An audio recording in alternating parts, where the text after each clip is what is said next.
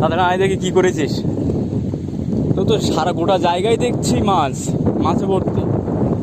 যেখানে ক্ষেপ দিচ্ছে সেখানেই মাছে ভর্তি হয়ে যাচ্ছে। যেখানে ক্ষেপ দিচ্ছে সেখানে দেখছি মাছে ভর্তি হয়ে যাচ্ছে।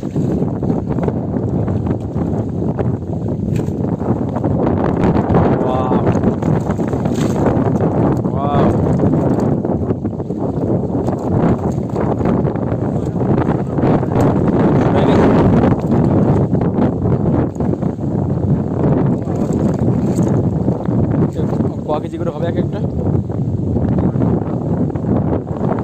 2-3 কেজি করে হবে। এখন কত টাকা করে ওয়েট আছে?